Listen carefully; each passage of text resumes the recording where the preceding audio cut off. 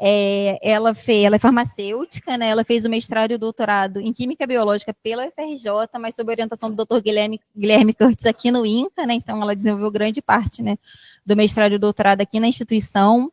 Atualmente, ela é docente do Programa de Pós-Graduação em Saúde Pública e Meio Ambiente da Fiocruz, é professora associada, né, de Genética e Biologia Molecular para o curso de Farmácia da UERJ. Ela também é jovem cientista do nosso estado, da FAPERJ, e líder do grupo de pesquisa do Laboratório de Pesquisa de Ciências Farmacêuticas, o LAPESF, lá na UERJ. Então, é um prazer receber. Muito obrigada por ter aceitado o convite. Obrigada, Paula. Bom dia a todos. Acho que ninguém almoçou ainda. É um prazer enorme retornar sempre à nossa casa, né? A minha formação toda foi feita aqui no INCA, e eu terminei a graduação em 2002, no Sul. Eu sou de Santa Catarina, fiz faculdade em Curitiba e vim para cá. Então, assim, quando já trabalhava lá com oncologia. Na verdade, fiquei a faculdade toda trabalhando numa clínica de oncologia e queria muito trabalhar com câncer. Então, no último ano da faculdade, comecei a mandar e-mail para o INCA inteiro. E a Rosane me respondeu, que foi minha orientadora. Então, eu fiz 1 ano de aperfeiçoamento aqui, com bolsa. E aí fiz a seleção para o mestrado no Fundão, fiz tanto na bioquímica médica quanto na farmacologia. E acabei optando pela bioquímica médica. Eu até coloquei aqui um pouquinho, assim, que eu fiz esse slide ontem, eu achei que seria interessante, até porque aqui a gente tem muitos estudantes de pós-graduação e devem estar pensando o que eu passei também, né? Eu vou defender o doutorado, e aí? O que eu vou fazer da minha vida? Então, assim, eu acho legal contar a história, assim, vou dizer que passou um filme ontem, assim, é emocionante, né, pra gente. Vou falar um pouquinho para vocês, e assim, não tem fórmula, né, eu fiquei pensando, uma coisa que faltou para mim, que, né, por inúmeras razões, eu acho que é ter ido para fora, ter feito um sanduíche, que é o que eu estimulei muito meus alunos, 2 que estão aqui fizeram. Isso também é muito importante. Então, agora, faltam 2 anos para minha filha ir para a faculdade, aí eu vou ficar um tempo fora, fazer um pós-doc já, assim, que eu acho que isso agrega muito para a gente. Então, é isso que eu acho que faltou, mas nada impactou. Eu digo, os meus alunos falaram, é igual o equipamento que a gente tem no laboratório, é a mesma coisa, é a mesma sonda, assim. Então, assim, aqui no Brasil, a gente faz pesquisa de ponta e a gente dá nó em pingo d'água, né? E o mais importante, assim, que eu vejo na minha carreira, no meu grupo, são as colaborações. Então, eu sempre falo para os meus alunos, de qualquer lugar que vocês saiam, mantenham as portas abertas. Então, eu sempre volto aqui para o INCA porque eu deixei portas abertas, então eu colaboro até hoje com o professor Guilherme, vai ser meu eterno orientador. Tenho um respeito, uma admiração enorme, assim, é um mentor para mim, e a gente continua colaborando. Trouxe a amostra aqui, daqui a pouco vou lá no 3º andar, não deu para ir antes, e isso é fundamental. Trabalhei no INTO, continuo colaborando até hoje, na Fiocruz, então todo lugar que a gente vai, eu acho que isso é extremamente importante. Então, só contando um pouquinho, né, eu trabalhei durante 8 anos aqui, fiquei 1 ano com bolsa de aperfeiçoamento e depois tive a oportunidade de trabalhar na FAF. Então, antes dos concursos, aí eu fiquei durante 7 anos como funcionária da FAF. Em 2009, eu fiz concurso para substituta na antiga UESO, que é lá em Campo Grande, para o curso de farmácia. E em 2010, eu fiz o concurso para professora adjunta. E em 2022, a UESO foi incorporada pela UERJ, porque a gente estava assim, eu fiquei mais de 10 anos ganhando o mesmo salário, a gente não tinha plano de cargos e salários, era assim, então essa incorporação foi a salvação, porque senão a universidade ia acabar, tanto para os alunos quanto para os professores.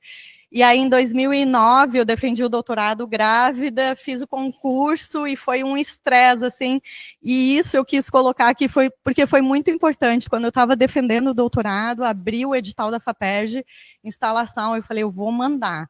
E é uma é uma fase, assim, que a gente está terminando o doutorado e aí a gente precisa, assim, estabelecer uma linha de pesquisa, né? Porque acaba que o mestrado e doutorado é o projeto do orientador.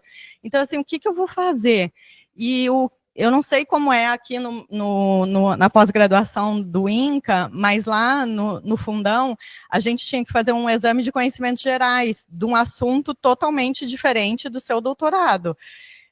Então, eu propus para trabalhar com polimorfismo, que é a minha principal linha de pesquisa, na endometriose, que é uma doença que eu venho trabalhando até hoje, uma doença ginecológica. Então, eu fiz esse exame de conhecimentos gerais e escrevi um projeto em instalação que eu fui contemplada e não fui lá pegar o termo de outorga porque minha filha nasceu, porque eu estava fazendo concurso. E assim, depois de quase um ano, eu falei, gente, eu não fui pegar o termo de outorga. Coisas que acontecem, a gente acabou de gravar um vídeo ontem. Só quem é mãe que gera aquele estresse que a gente apaga, as coisas apagam da nossa cabeça. Tanto que eu falo nesse vídeo, eu até me emociono, eu sorteei o tema de aula, a Alice tinha um mês. Eu cheguei em casa, eu não sabia qual era o tema que eu tinha que dar aula no dia seguinte, de tanto estresse assim que a gente passa. Eles tinham um mês, não dormiu, e assim, deu tudo certo, eu passei no concurso, e nessa época a gente não tinha como colocar isso no Lattes. Então, assim, hoje a gente tem edital para mães cientistas, né? A gente pode incluir lá no nosso Lattes a nossa licença maternidade. Agora as estudantes têm 6 meses a mais de bolsa. Então, assim, é um progresso e a gente precisa cada vez mais lutar por essas questões. Então, a gente tem um projeto também no laboratório, uma aluna de mestrado profissional, que é com saúde mental, principalmente saúde mental materna. Então, isso acho que são questões que a gente precisa discutir. Não é minha área de pesquisa, mas eu acho importante falar, até por conta de estarmos no mês de maio, que é o mês da mãe e da saúde mental materna também. Então, quem puder entrar lá no nosso Instagram e ver o vídeo que a gente gravou e foi publicado, o Filipe está aqui, que é nosso editor de mídia. Então, a gente tem nosso aluno de iniciação científica. É muito legal, assim, para todo, né? Para as pessoas terem empatia nesse sentido. E aí, assim, não querendo me alongar, em 2011 a gente criou o nosso laboratório, que éramos uma caixinha, a gente sempre fala, com esse projeto de instalação de 10 mil.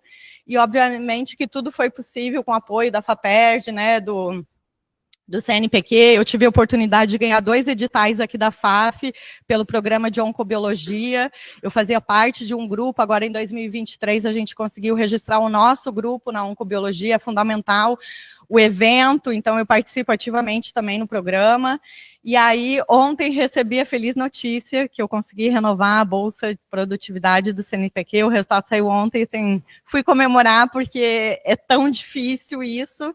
Então, mais 3 anos, e aí eu fui 2 editais consecutivos, jovem cientista do Estado. Quando a gente virou o UERJ também, eu consegui a Bolsa de Produtividade de lá, e outros inúmeros projetos, que é o que mantém nossas pesquisas, né, e as colaborações, isso é fundamental. E aí um outro marco também, a gente registrou a marca do nosso laboratório no INPI agora em 2024, então isso a UERJ também possibilitou, e é muito legal. Então, eu vou mostrar no final, e ao longo das apresentações, eu procurei trazer um pouquinho de cada linha de pesquisa que a gente tem no laboratório, e principalmente voltado para o câncer, que é o interesse de vocês, obviamente. Então, só mostrando, né, nós ficamos lá em Campo Grande, a gente recebe amostras de vários lugares, inclusive aqui do INCA também, para fazer principalmente análise de polimorfismo. Então, eu trabalhei aqui no INCA durante 8 anos, era responsável pelo laboratório de biologia molecular lá do 3º andar, quando era farmacologia, a gente tinha tanto a bioequivalência quanto a biologia molecular, e fazendo mestrado, fazendo doutorado e trabalhando em inúmeros projetos, assim, tive muitas oportunidades, sou muito grata ao professor Guilherme, e aproveitei, é isso que eu falo para os alunos, né? Aproveitem as oportunidades. E então, o que eu vou mostrar hoje para vocês, lá no laboratório a gente tem 2 linhas de pesquisa, um com modelos animais, que quem é o responsável é o professor Daniel, acho que até seria uma boa também ele vir, ele trabalha com endometriose, com câncer de mama e outros modelos. e eu trabalho basicamente com a identificação de polimorfismo genético. Já trabalhei com tudo também em biologia molecular, mas assim, o que eu gosto de fazer é análise de polimorfismo genético. E essa é uma figura, assim, muita gente não sabe, né, o que é um polimorfismo. A gente fez um artigo de revisão bem didático. O Felipe, que é nosso editor de mídia, é assim, essa juventude para mexer no Canva, para fazer as figuras, são lindas, né? Para fazer uma postagem no Instagram leva 1 hora, e eles fazem isso lindo com o pé nas costas. Então, a gente trabalha com a identificação de polimorfismos genéticos na área de farmacogenética, endometriose, câncer de mama. A gente tem amostras aqui do INCA, a parceria com a professora Rosane, que era daqui. Toxicogenética, eu vou mostrar também muitos trabalhos aqui em relação à exposição a poluentes ambientais.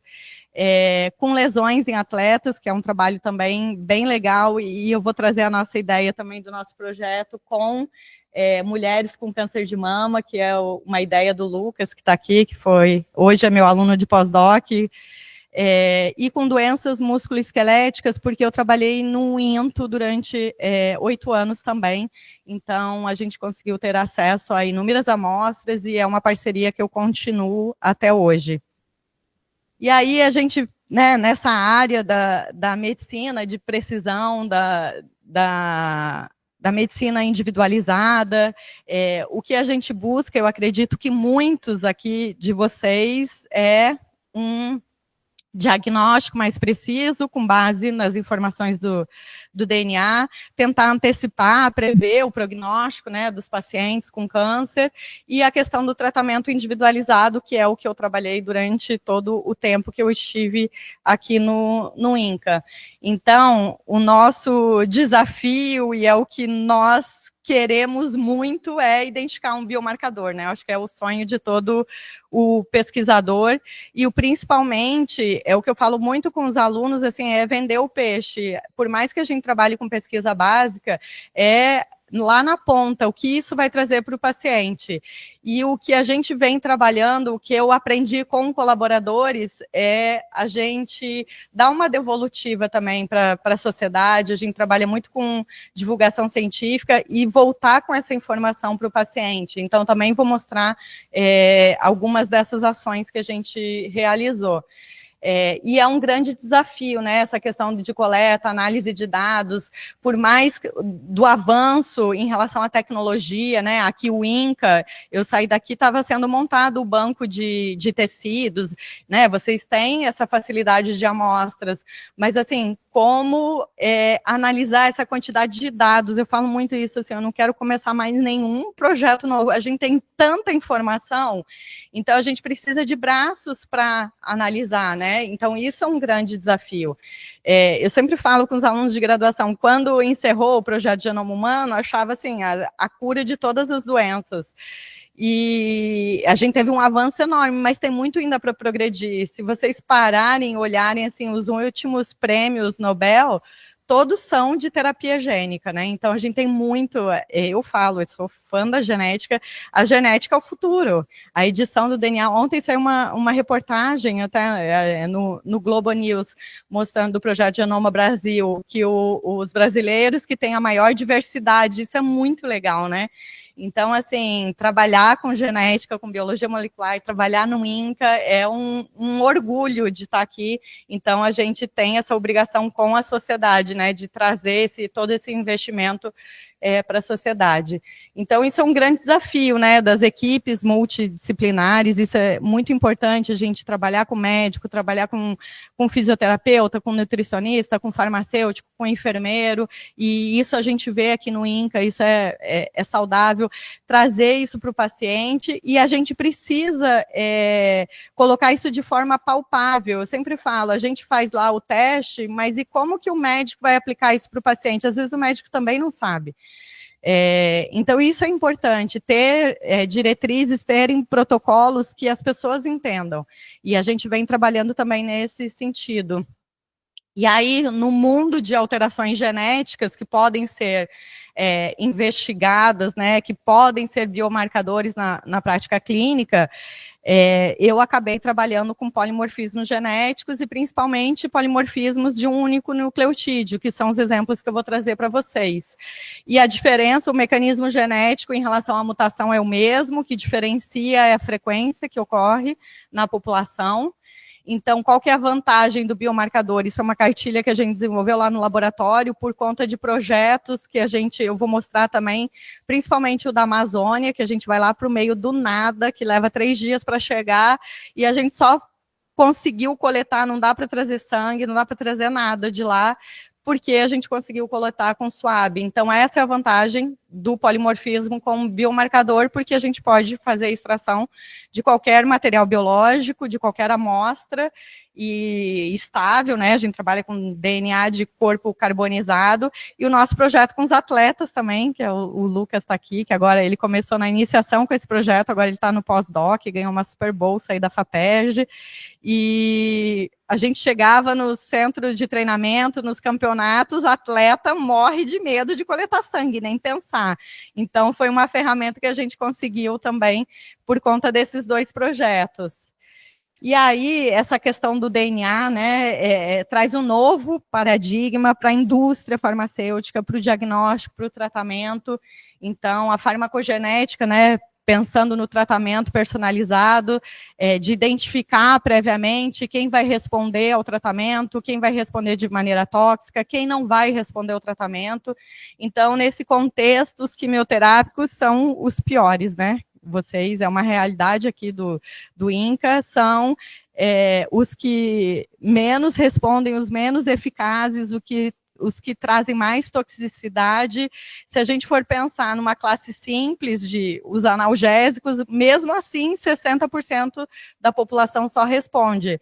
Eu acho que todo mundo aqui conhece alguém que tem alergia de pirona, ou aspirina, ou a qualquer medicamento. Então, isso é uma prática, e os efeitos indiretos, o custo indireto para você tratar uma reação adversa é muito alto, e isso muitas vezes não é contabilizado.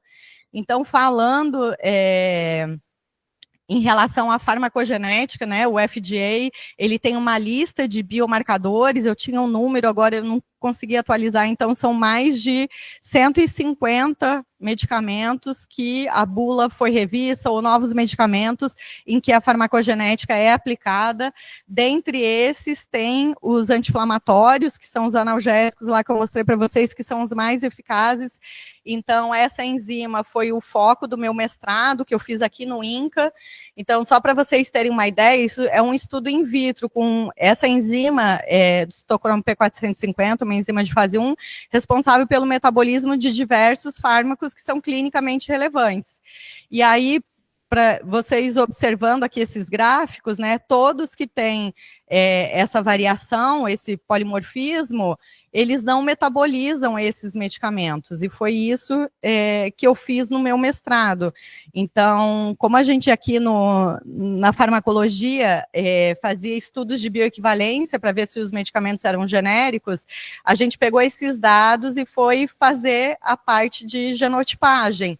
Identificamos, então, os indivíduos, eles tomavam um único comprimido de anti-inflamatório, piroxicam ou tenoxicam, e avaliava a curva desses indivíduos, e tinha uma variabilidade enorme. E aí a gente foi ver que muitos tinham alterações nessa enzima responsável pelo metabolismo desse anti-inflamatório. Então a gente observa que os indivíduos selvagens, né, que não tinham as alterações que a gente estava investigando, eles poderiam ter outras mais raras, em torno de 10 dias já eliminavam completamente o medicamento.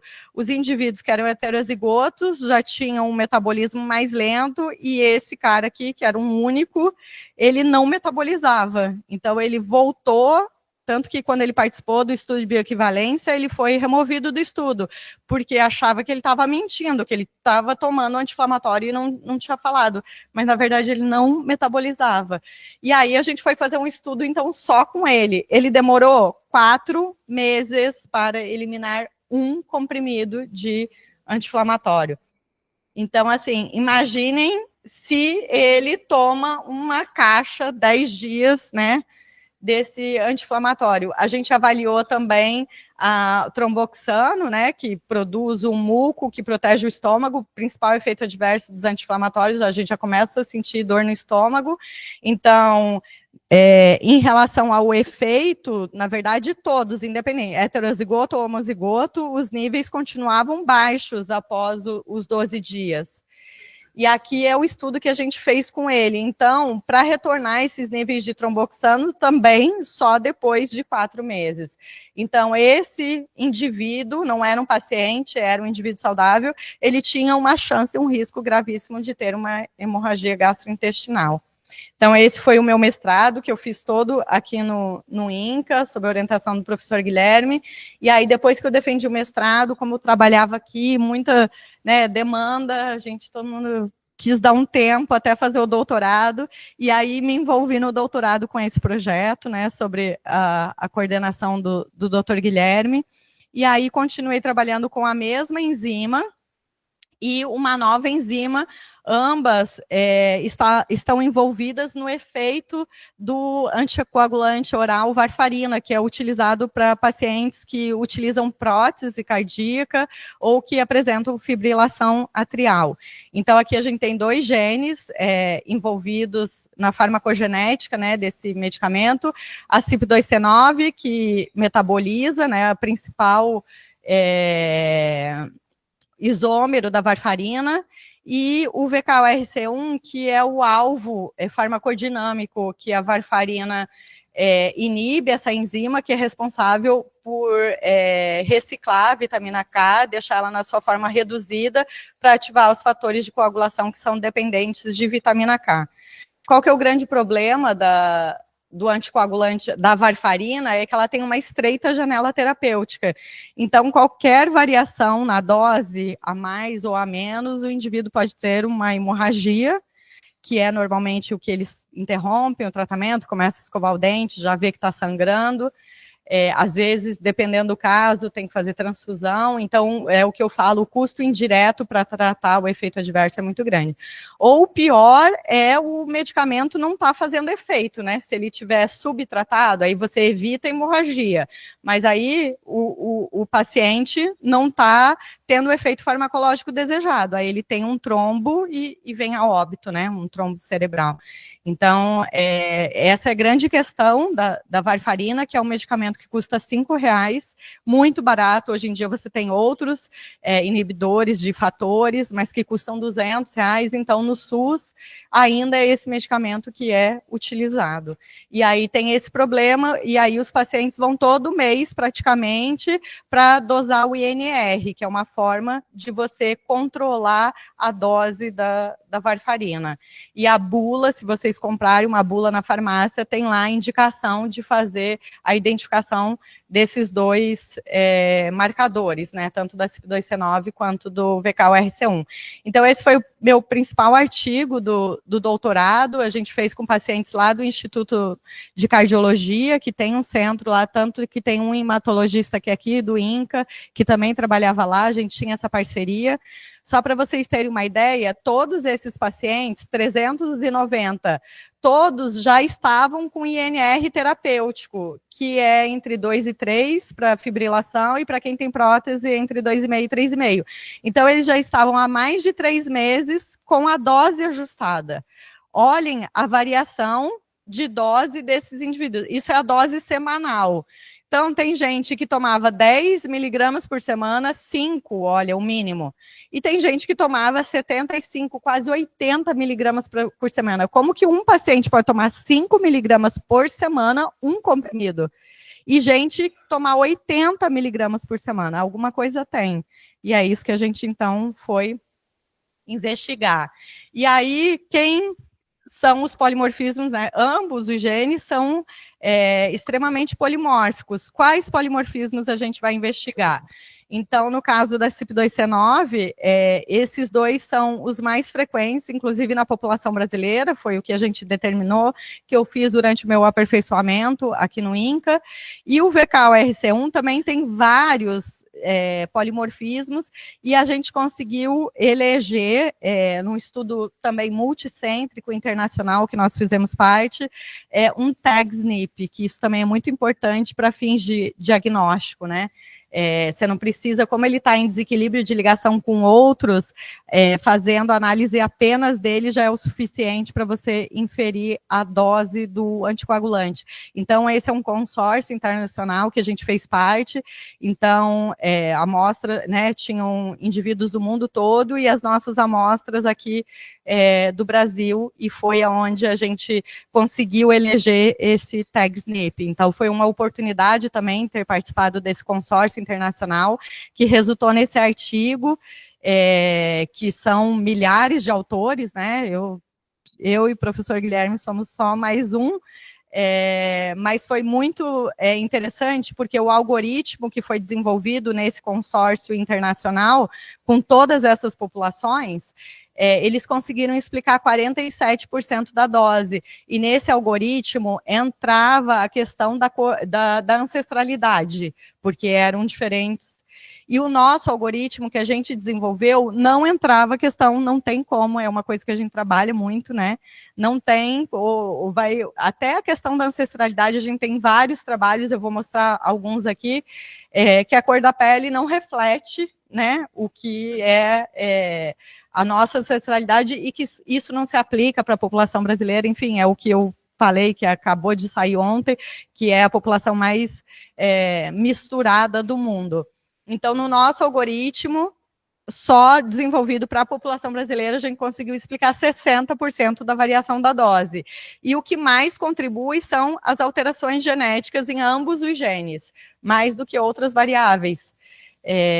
E aí a gente continuou, né, eu defendi o doutorado, e a gente continuou investigando que outros genes poderiam influenciar também nessa dose. Então a gente começou a procurar fatores de coagulação, ou a enzima que faz a conversão da vitamina K, e todos os outros genes que a gente investigou, o algoritmo continuava em 60%. Depois de eu já ter saído aqui do INCA, já estar trabalhando lá na UESO, a gente fez o professor Guilherme fez uma parceria, e a gente fez um estudo de genoma-wide com essa população, apenas com os extremos. Quem tomava uma dose muito baixa e quem tomava uma dose muito alta. Será que tem alguma coisa diferente, né? Como a gente faz estudo de genoma-wide com paciente e saudável, a gente foi avaliar esses extremos. E, infelizmente, só os 2 genes, então a gente não consegue até hoje, nenhum grupo conseguiu explicar, no nosso caso da população brasileira, né, os 40% de variação da dose. Ainda deve ter algo aí que nós não conseguimos identificar. Então, esse foi um último trabalho, em 2015, eu defendi o doutorado em 2009, e assim, até hoje ainda a gente vem discutindo. Ontem, na terça-feira, voltando do laboratório, aí recebi um convite de novo lá do Instituto de Cardiologia, me chamaram para dar uma palestra lá no congresso deles, que isso vem sendo discutido, e olha que lá eles têm o projeto Genoma também, né, tem a parte de sequenciamento. Então, a gente ainda, e tem outros medicamentos também que são utilizados atualmente e que a farmacogenética é aplicada. Então, ainda tem um longo caminho para ser percorrido, e aí vou trazer um pouquinho, e aí tem a questão, né, da ancestralidade. Esse foi um trabalho que a gente fez em parceria, o professor Guilherme, com o Dr. Sérgio Pena, em Minas Gerais, em BH, ele trabalhava com essa parte dos marcadores, então, assim, tenho muito orgulho também desse trabalho, é o que a gente sempre cita nos nossos. Eu fui lá para minha cidade coletar a amostra também em Santa Catarina para fazer parte desse consórcio. E uma coisa, assim, interessante, isso já é um outro trabalho que aconteceu durante o meu mestrado, foi, a gente identificou esse polimorfismo que fica aqui também próximo ao sítio catalítico da enzima CYP2C9, que tem um impacto drástico também para a atividade da enzima, ele até então só tinha sido descrito em populações africanas. E a gente encontrou um brasileiro branco que tinha essa mutação. Então, também, mais um artigo, né? Isso, o professor Guilherme é um gênio em produção, e aí aqui está o indivíduo, ó.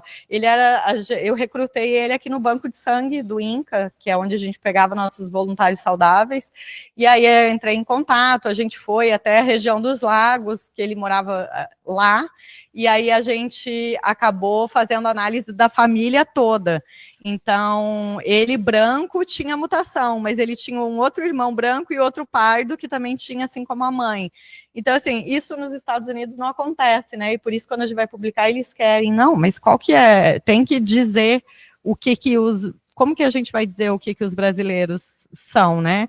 Os genes que codificam a cor da pele são 8, que combinados, a gente tem um contínuo de cores, não tem branco.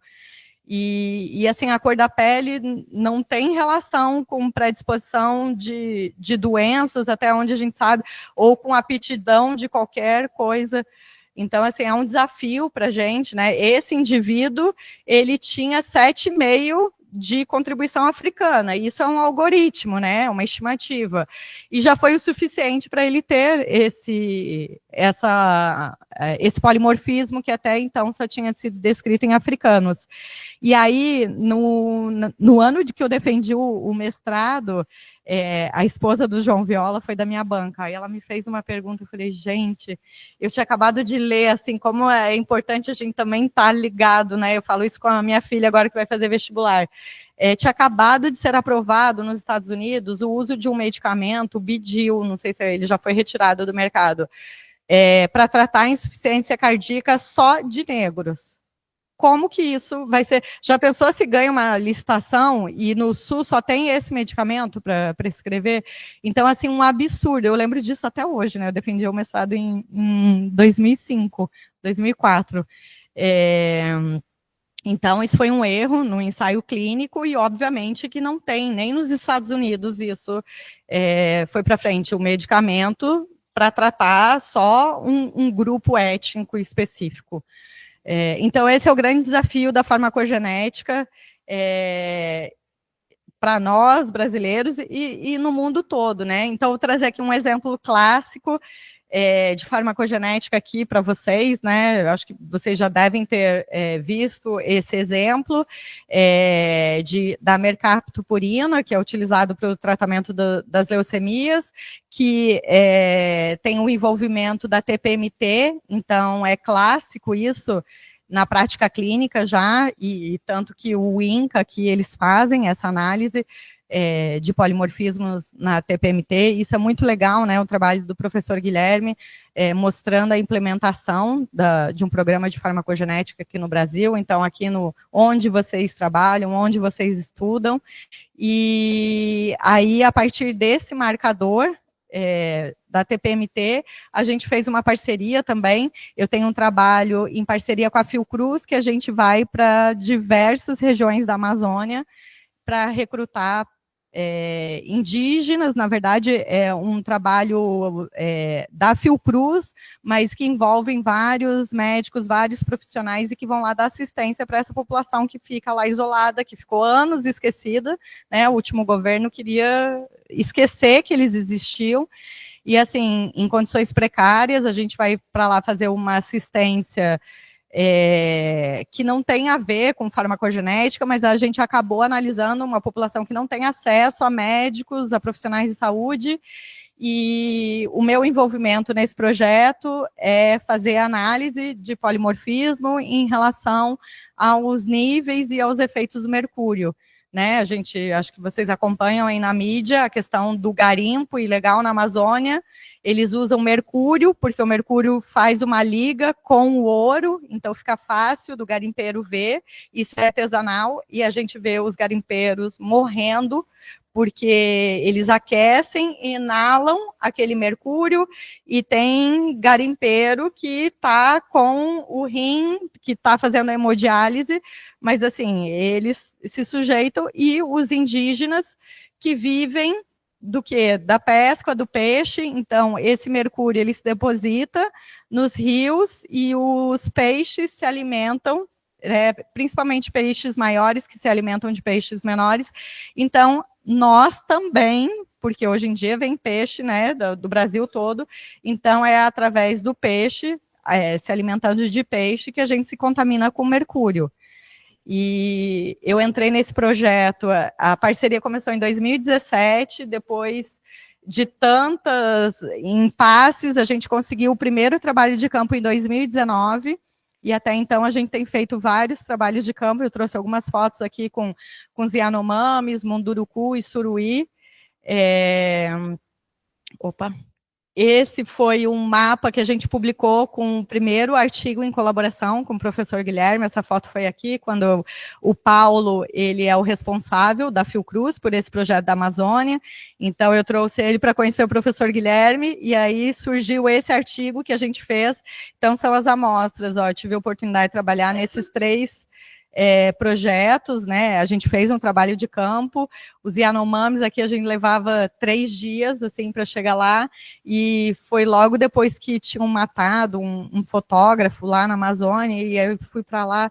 Gente, depois que a gente chegou, e que você sabe dos riscos, a gente andava, era assim, um dia inteiro no rio, e parecia estar andando na linha vermelha, assim, 3 horas da manhã, de pessoas escondidas ali na mata, de garimpeiro, e assim, ainda bem que eu não sabia de nada, que eu estava lá, feliz da vida. Quando eu cheguei lá, que eles me contaram, eu falei, é mesmo? Que medo. A gente chegou lá, já estava tendo um parto, que a criança ficou presa, aí tinha um ginecologista conosco, que vem lá da Inglaterra, o cara inglês, ele vem para participar de forma voluntária nesse projeto, já foi lá ajudar, e aí, assim, dormi numa rede, no meio do nada, assim, sem parede, sem nada, sem banheiro.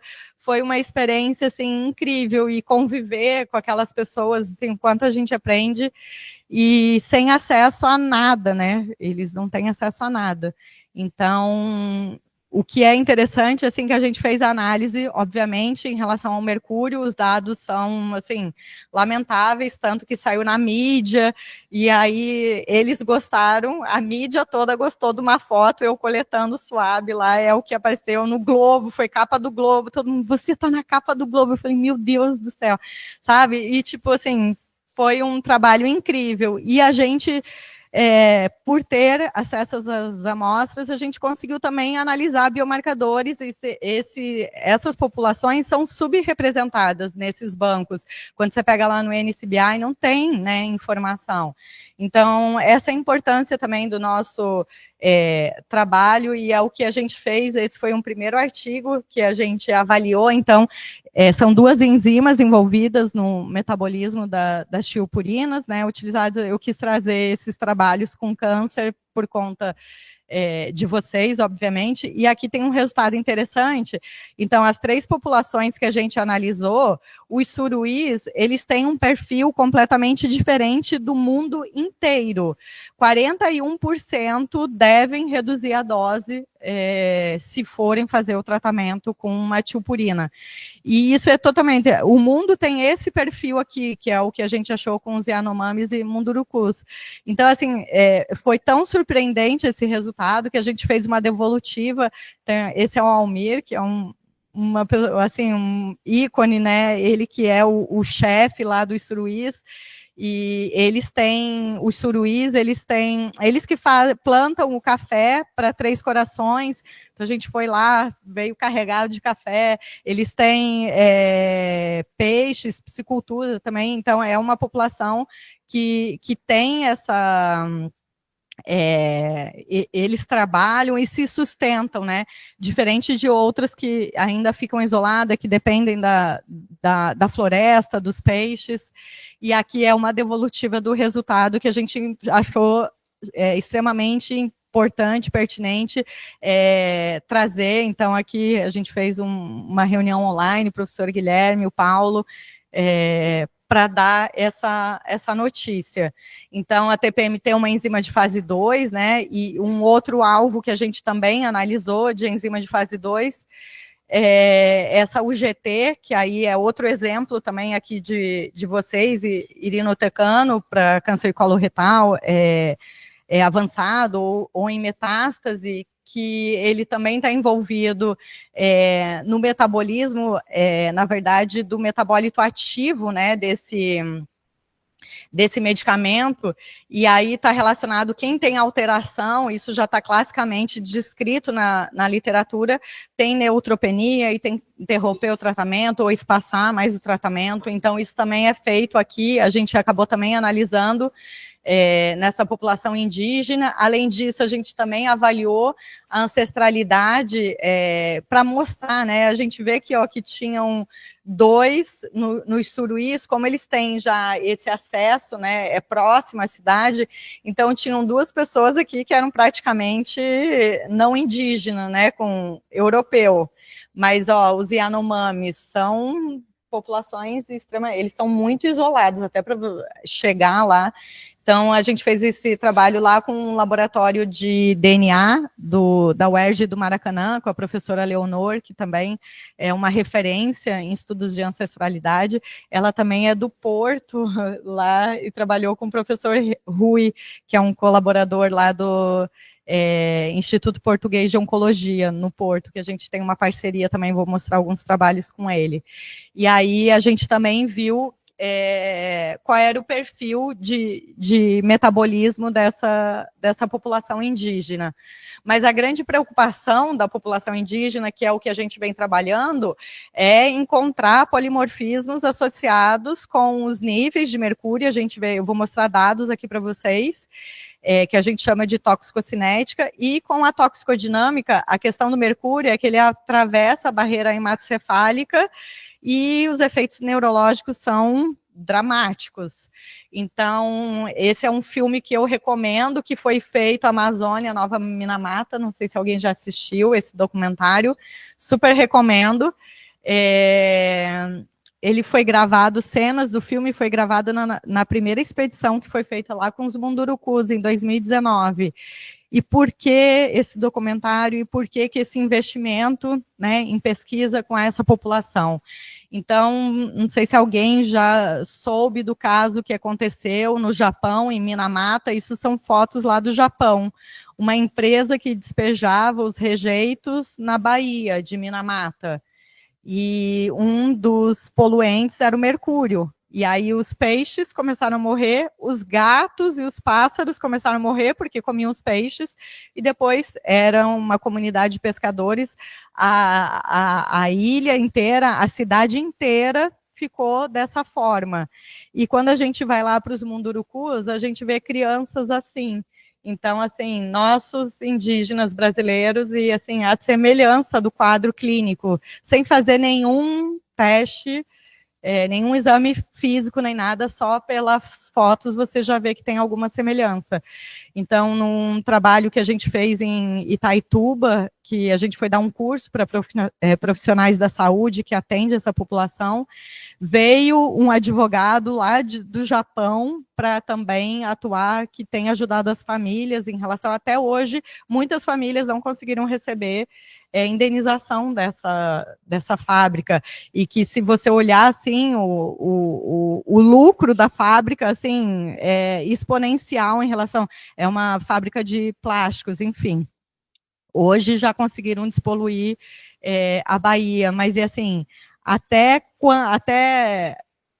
não sei, há pouco tempo, aquela região estava esquecida. Quando a gente foi para os Yanomamis, a gente ficava lá o dia inteiro, ficava passando aviãozinho de garimpo em cima da nossa... Teve um dia que caiu um avião perto lá de nós.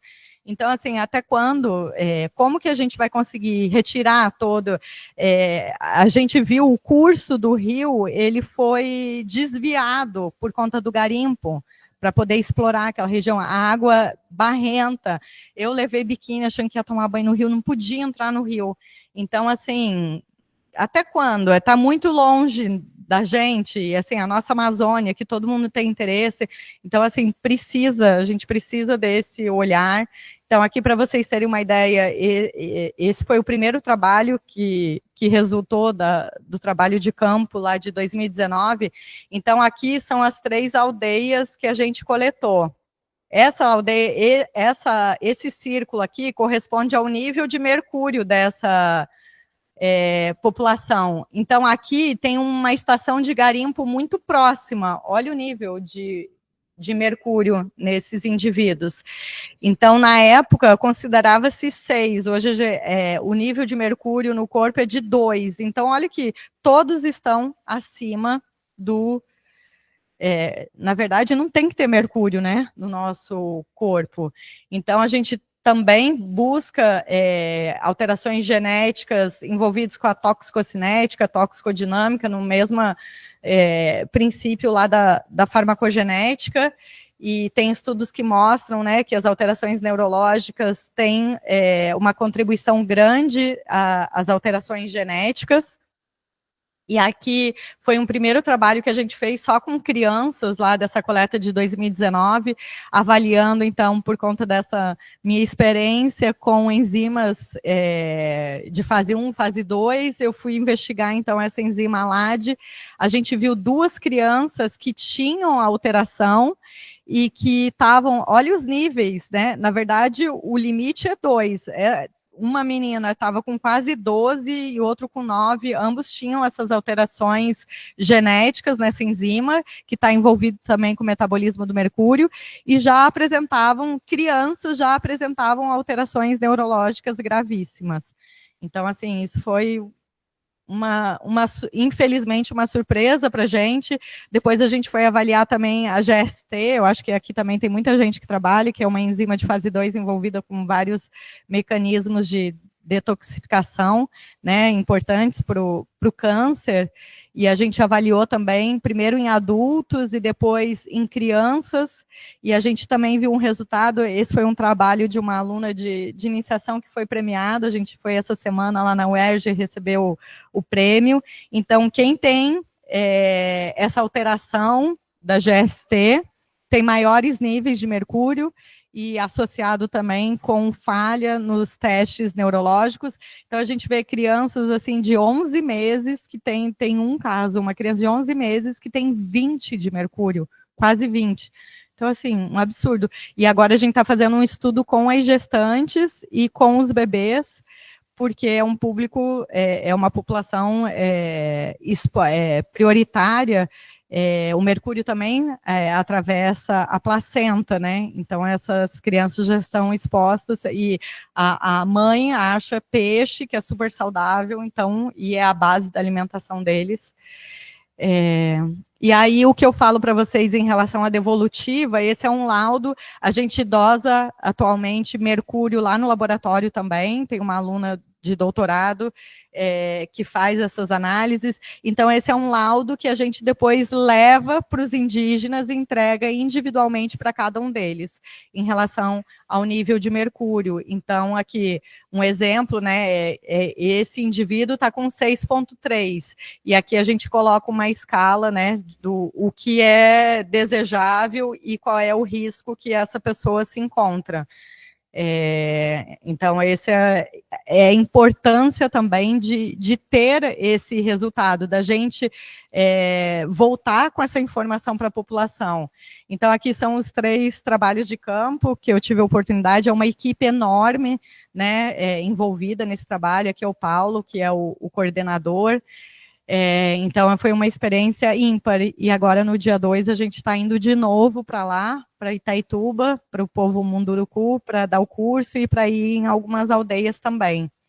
E aí a gente também, né, isso que eu aprendi no projeto dos indígenas, a gente também tem feito aqui. O Lucas, que é o mentor desse laudo, que trabalha com os atletas, por uma demanda de um colaborador nosso que queria, que teve lesão nos 2 ombros, ele queria muito, então, assim, um dos médicos da nossa equipe que atendeu ele, então vamos lá, vamos fazer um laudo para você e te explicar. Então, a gente tem vários marcadores de lesão muscular, lesão de tendinopatia, de lesões musculoesqueléticas. E aí, agora a gente está procurando também fazer um laudo para tentar translacionar, né, para tentar dar uma devolutiva dessa informação para os indivíduos, para os pacientes, para quem tiver interesse. Então, a gente coloca, além de dar aqui qual o genótipo, né, como a pessoa interpretar, porque até o próprio médico que fez mestrado, está fazendo doutorado com a gente, ele fica assim, tá, e aí? Então, a gente tentar, assim, tem essa alteração, o que isso traz? Um risco alto, risco médio. Então, esse é um trabalho que a gente tem feito e que isso é muito importante também. A gente que trabalha com pesquisa básica, então esse é mérito do Lucas que está aqui. E aí o que eu quero dizer, eu estou correndo um pouco por conta aqui do tempo, já são 1 hora, né? Até que horas que eu posso ir?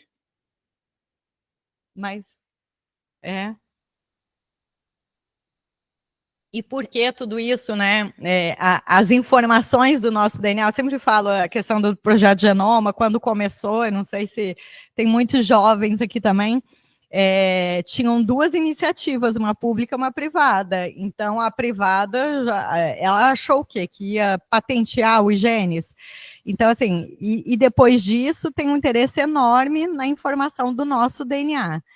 E nesse projeto com os atletas, né, trabalhando com muitos médicos e o pessoal de clube, eles queriam saber que eles queriam que a gente desse o resultado do atleta, assim, não, né?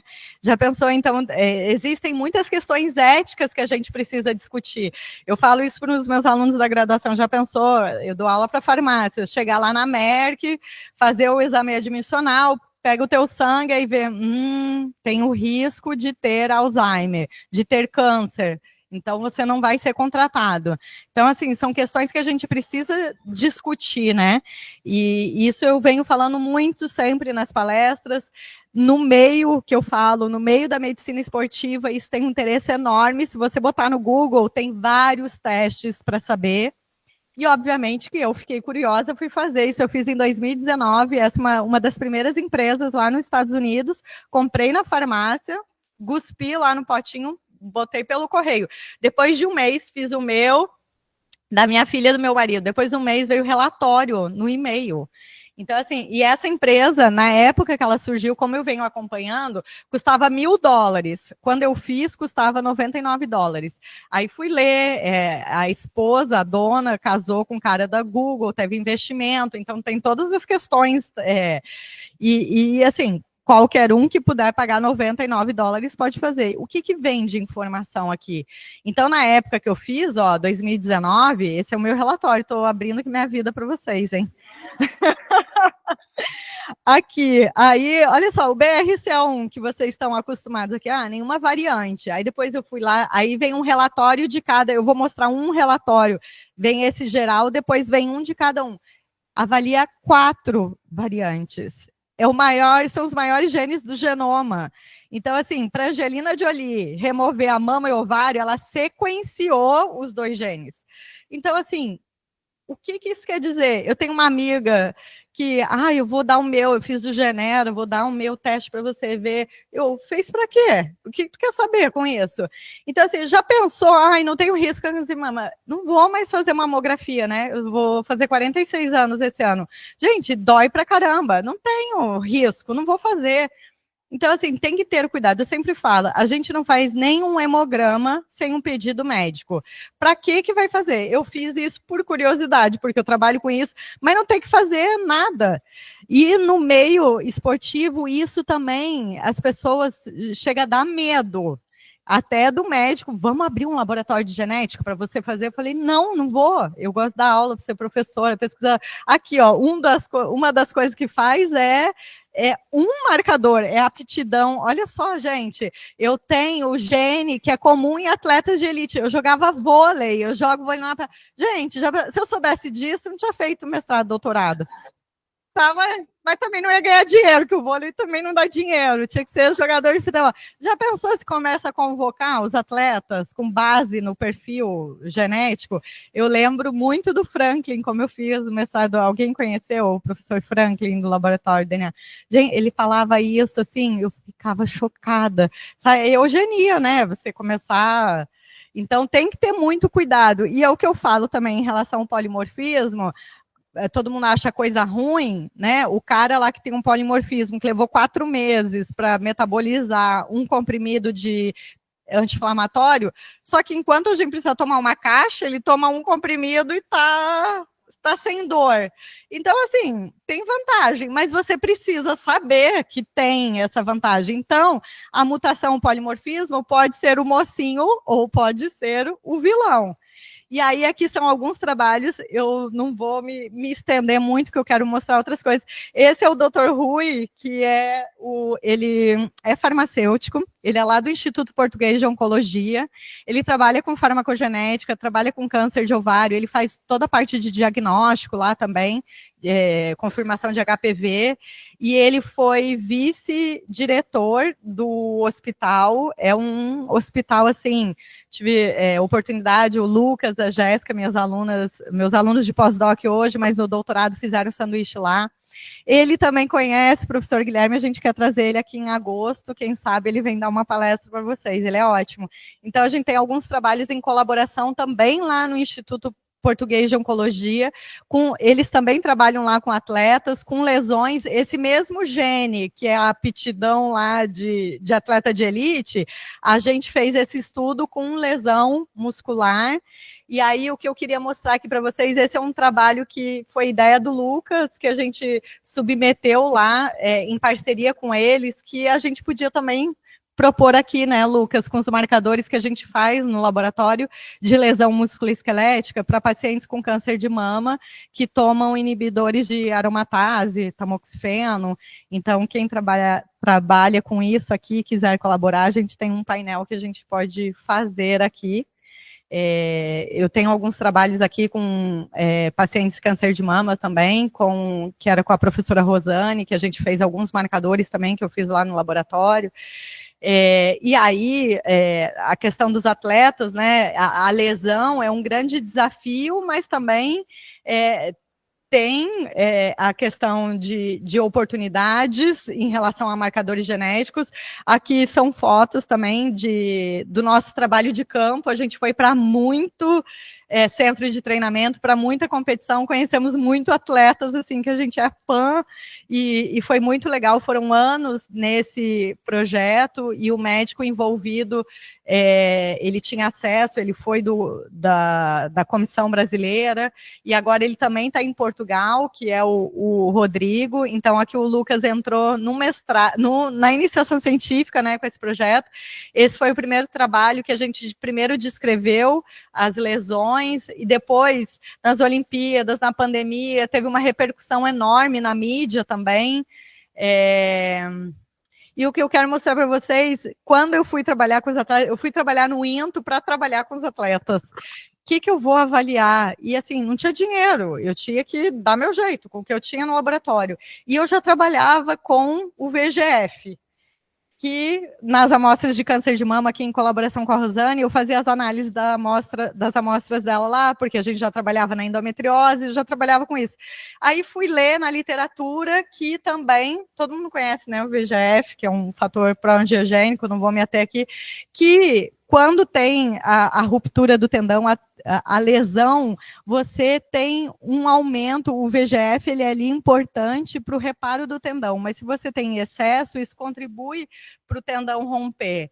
E foi exatamente, aí isso a gente foi avaliar nas amostras era um time só, era só a seleção brasileira de vôlei que a gente analisou.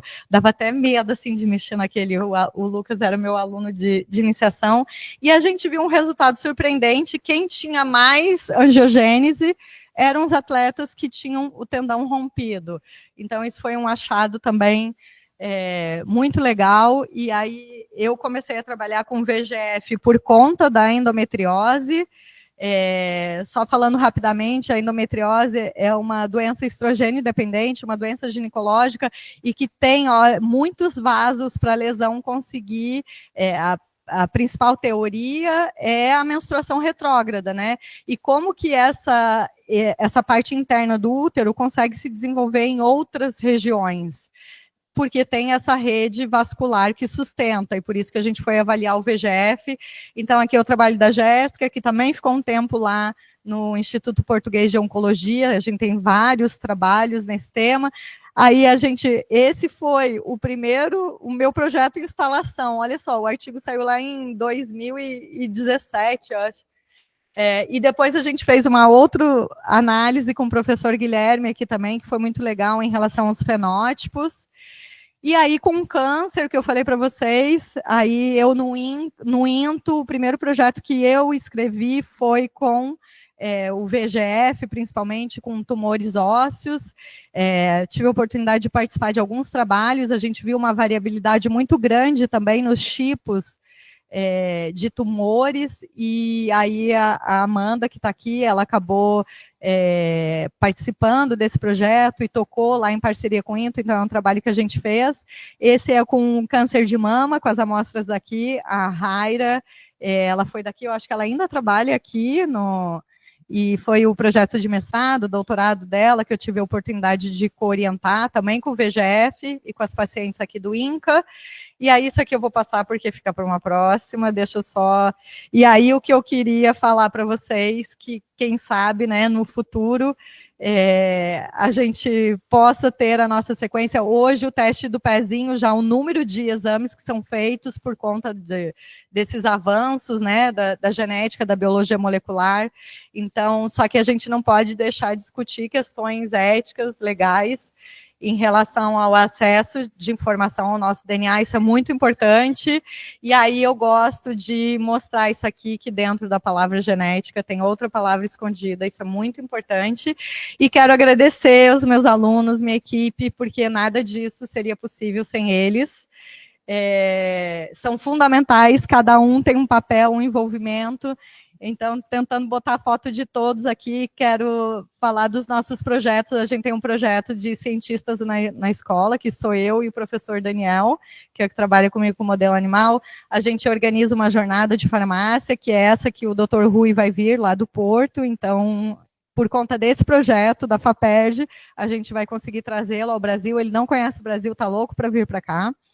A gente tem um café com ciência, isso foi uma ideia que tinha aqui no INCA, e eu levei isso lá para o ESO, e a gente já está aí na 8ª edição, né, do Café com Ciência, o projeto de saúde mental, que essa é minha aluna de mestrado profissional. Agradecer os parceiros, as agências de fomento. Aqui tem 2 vídeos, eu tive a oportunidade de fazer um TED de genética, que também foi muito legal, e esse é um vídeo que a FAPERJ fez do nosso projeto com o Mercúrio lá na Amazônia. Obrigada, gente.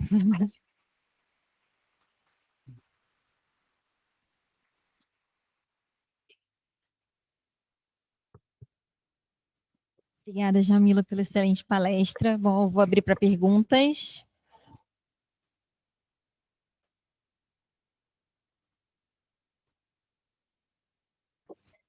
Boa tarde, doutora. Excelente palestra. Meu nome é Luísa.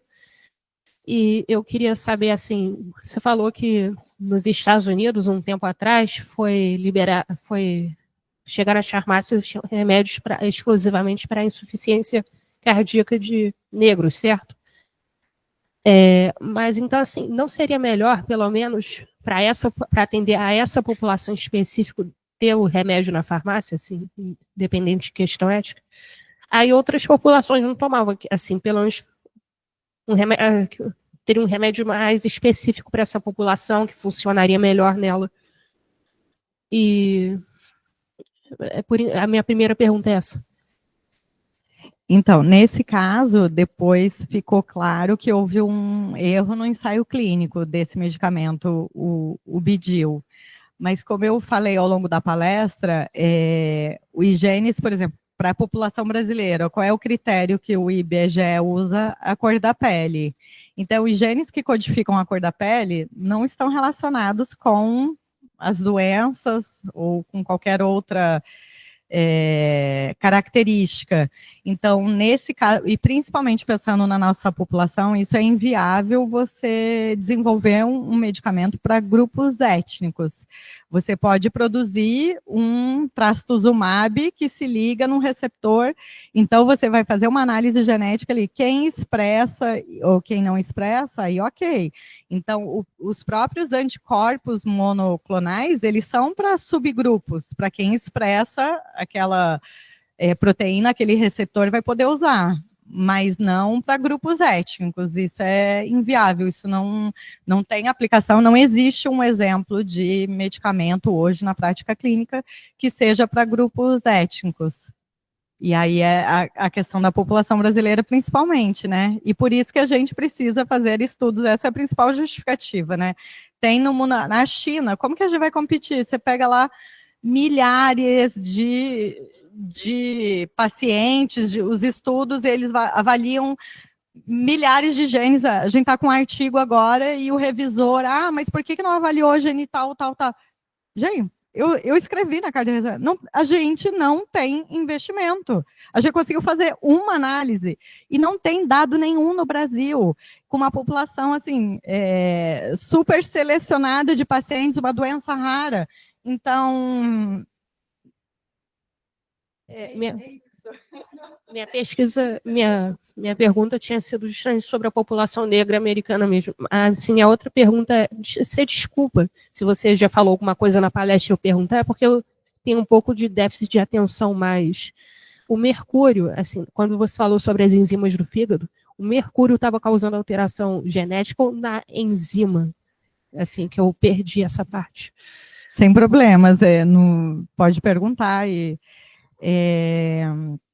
No caso do mercúrio, a alteração genética, a pessoa nasce, por exemplo, os indígenas, aquelas crianças que eu mostrei, elas já tinham aquela alteração genética no metabolismo daquela enzima específica. Mas se elas não tivessem contato com mercúrio ou com algum medicamento que seja metabolizado por essa via, elas podem morrer. Isso é uma característica, né? O polimorfismo nessas enzimas de fase 1, fase 2, é a forma como o teu corpo funciona em relação ao metabolismo de substratos daquela enzima.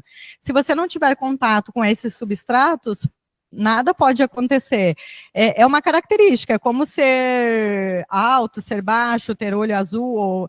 Então, assim, a função dessas enzimas também difere entre os indivíduos, como enzimas cardíacas, enzimas hepáticas, que é o caso dessas, e por alguma razão, essa enzima, ela metaboliza também o mercúrio, além de outros substratos. Então, não é a questão do mercúrio que afetou, a criança já tinha essa alteração genética, que é o que eu coloquei ali também. Não quer dizer que isso é ruim, né? Ter olho azul é ruim ou é bom? Entendeu? É uma característica, tá? Mas não foi o mercúrio que ocasionou, ela já nasceu com essa alteração. Tá? Olá, boa tarde. Na verdade, eu tive mais uma curiosidade, porque você mostrou que vocês passam a devolutiva para a comunidade indígena, e acho que é muito importante passar esse report. Mas e depois disso, é feito algum tipo de tratamento, de, não sei, quelação, ou para evitar essa continuidade dessa contaminação? Porque, igual você falou, eles vivem muito distante da nossa comunidade. E não tem como eles pararem de comer peixe, por exemplo. Então, alguma ação, por exemplo, naquela criança acho de 14 anos, que tinha um nível altíssimo, foi tomada alguma intervenção? Sei que não parte, não necessariamente de você, não cabe como pesquisadora, mas fiquei com essa curiosidade. Isso é necessário, é isso que o Paulo mais luta, ele vive em Brasília, então, com as autoridades, mas assim, o primeiro passo é você evitar a exposição, então é não se alimentar. E aí, se você pensar, o peixe também tem outros benefícios, né? Mas você pode se alimentar de peixes alternativos, peixes que não são carnívoros. E aí isso tudo também é levado para a comunidade por cartilhas, e tem a questão da língua também, né, que dificulta. Então, muitas vezes tem que ir com intérprete para poder dar a devolutiva. Então, assim, a gente fala e aí outra pessoa vai lá e traduz o que a gente falou. Aí também tem essa dificuldade. E uma outra coisa, tem neurologistas na equipe, o que eles recomendam também é o consumo de 2 castanhas por dia, que é a questão de selênio, isso também ajuda a reverter para todo mundo, né? E são essas medidas e outras que precisam ser tomadas, que aí também não dependem da gente, mas isso é feito pelo grupo do Dr. Paulo. Uhum. Eu queria aproveitar um gancho também nessa pergunta. Eu achei muito impressionante, né, esse estudo que vocês fazem com as populações indígenas. E eu queria saber como é que é tanto a receptividade deles quando vocês chegam lá, né, se eles aderem bastante aos testes, e como essa questão quando eles recebem essa informação de uma mudança, de uma proposta de mudança de alimentação, enfim, como que é essa recepção deles, né, dessas informações e das equipes que vão lá fazer os testes. Como eles não têm acesso a nada, a gente é muito bem-vindo quando toda a equipe chega lá em relação a tudo, né? A atenção, a conversar, às vezes as entrevistas levam horas, assim, Então, eu acho que alguém ir para lá e dar atenção a eles, eles vêm com bons olhos, mas ficam também com medo, né? O que vão fazer, o que a gente viu, tem uma pediatra da UFRJ conversando com ela, aderência em relação também a vacinas, né? Que eles tinham muito, e depois de um tempo com o Covid, eu acho que isso aconteceu, pararam de se vacinar. Então, assim, importante esse nosso contato lá e falar com as mães. Mas o que mais que você perguntou agora? E quando vocês levam essa devolutiva de que tem uma contaminação por mercúrio, que o ideal seria, sei lá, alimentar de um tipo de peixe específico, como é que é isso para eles, né? Isso é possível? Eles conseguem implementar? Porque eu entendo que eles vivem basicamente, né, da alimentação da pesca. Então, assim, não sei se é uma coisa tão simples assim, se isso, essa implementação mesmo, né? É difícil, e assim, eles também caçam muito, né? Quando a gente estava nos Yanomamis, aí pegava uma ave, era aquilo que eles comiam o dia inteiro, e farinha. Então, assim, a alimentação, você vê, aí a gente pensa, né? Tem a questão do mercúrio, tem a questão do polimorfismo, e assim, tem a questão da desnutrição também, que também afeta a parte neurológica. Então, assim, é muita coisa, né, que precisa ser, mas eles ficam assustados, os dirigentes, principalmente, então é feito de forma comunitária, né? Eles ficam bem impactados e lutam, assim, e pedem muito a nossa ajuda em relação a isso, né, a ter informação. A primeira devolutiva que eu participei foi em 2020. Eu fui para Brasília e eu voltei, veio a pandemia, assim, eu no avião, eu lembro que já tinha alguns chineses, assim, um povo com máscara, eu falei, meu Deus, gente, o povo maluco, né, e assim, aí veio a pandemia, e eu vim de Brasília, tinha uma indígena, uma representante, a Alessandra, até que está na foto ali do documentário do filme da Amazônia Nova Minamata. Eu chorei com o relato dela, que ela falou que as indígenas entravam no rio com o cabelo preso, porque a gente dosa o mercúrio no cabelo, né? Tira um pedaço, porque ela achava que o mercúrio vinha ali da água e ia para o cabelo. Então, quando ela descobriu que era do peixe, então você vê ali e aí, como falar a questão da genética, assim, para ele, sabe? É muito difícil, isso é um desafio, por isso que eu falo, o pessoal que trabalha com divulgação científica, isso é uma área agora que eu tenho gostado muito, por isso a gente criou o Instagram na pandemia e tem feito esses vídeos também, o quanto é importante. Eu lembro na época que eu fazia o fundão, eu tinha que ir para um seminário que era sexta-feira, 4 horas da tarde, saía aqui do INCA, pegava para assistir, mas eram seminários muito legais, tipo esses que vocês têm, vinham pessoas. Aí eu lembro que veio aquele William Vac, que era um âncora da Globo, e aí todo mundo perguntando, e aí, pessoas que queriam seguir, tinham, né, tem cientistas que normalmente falam na mídia. Aí ele falou, você consegue falar a tua tese de doutorado em menos de 1 minuto para sua avó? explicar para ela. Gente, isso ficou marcado assim na minha, e hoje eu penso muito nisso, né? Quando eu vou dar palestra, acaba que assim, a gente trabalha com um público bem heterogêneo na sala de aula, assim, tentar até para escrever projeto lá na ponta, assim, por mais que você faça pesquisa básica, o que isso pode trazer de benefício lá na ponta é um desafio. Mais alguma pergunta? Muito obrigada, Jamila, pela apresentação. Eu que agradeço, foi ótimo.